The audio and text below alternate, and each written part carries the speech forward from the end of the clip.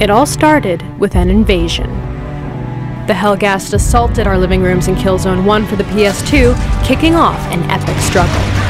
In the final months before the PS3 launch, along comes the jaw-dropping Killzone 2 trailer. It looked too good to be true. Hopes couldn't have been higher.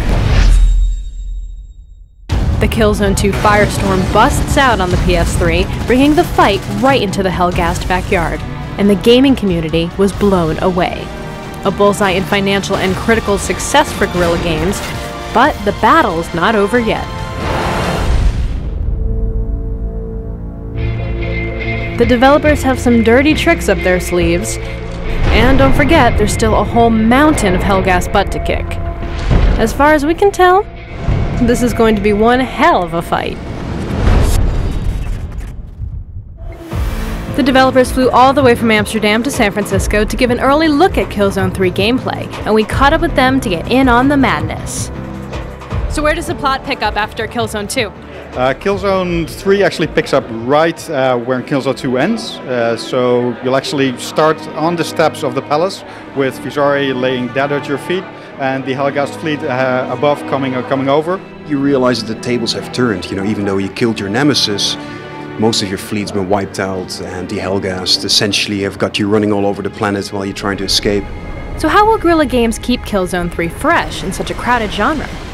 The key is to look at kind of the minute-to-minute experience, and what we want to do is add a lot of variety, so a lot of different things you can do in the game, and make sure that people never know what to expect. There's a lot of surprises, you never know what's around the corner, those kind of things. So it's not just new environments that you'll see throughout Killzone 3, but also a lot of kind of different gameplay experiences. We take you from an on-rails intruder, where you actually get to fly on an intruder, but this time shoot down.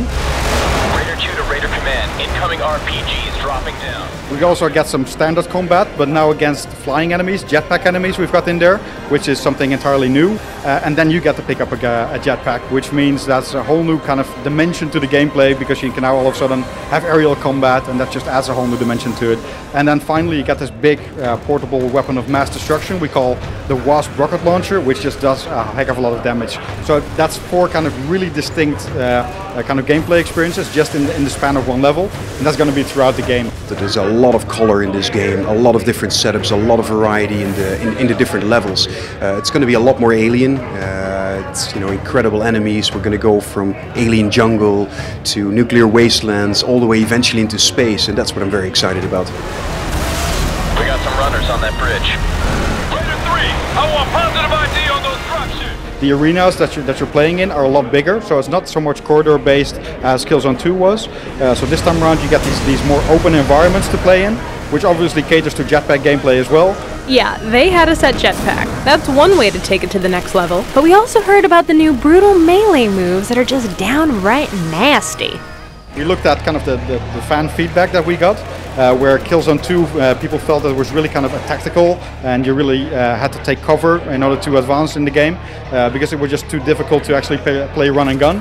That's something that we wanted to change, and at the same time we wanted to add something for those players as well. We've got these great animations that are context sensitive, so they scan the environment for what's available. If there's a nice railing there, you can actually take somebody's head and bang them on it. Those kind of things are all in there, and it's really satisfying.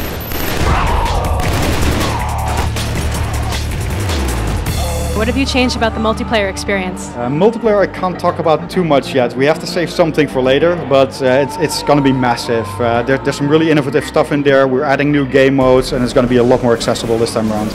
Okay, they're not ready to talk multiplayer just yet, but with the award-winning online play of Killzone 2 under their belt, and hopefully jetpacks thrown into the mix, the result should be explosive. How has the franchise evolved? Are you focusing now more on characters or more on the plot line, or is it just about the tech? I think at this stage you gotta look at everything right now. The bar's been raised in so many areas, so of course technology, but after games like Uncharted, those guys did such a phenomenal job in terms of creating a very cinematic experience with a great storyline, so even that is just as important as gameplay. So we're looking at everything right now, it's the short answer. Our ambition and our vision for the title has always remained the same, but PlayStation 3 has allowed us to kind of fulfill that ambition and fulfill that vision, because we just need a lot of firepower in order to pull off that really cinematic experience that we wanted to have. You'll see that in Killzone 3, kind of that all coming together. Sounds like coming together is a bit of an understatement. With more variety in gameplay and environments, plus support for 3D and PlayStation Move, Killzone 3 is packing more firepower than ever before, and will probably land somewhere between mind-blowing and insane. Of course, we'll be checking back in with the developers later this year to see what else they're packing in their arsenal, so stay tuned. Weapons on and engaging on them. Continue strafing.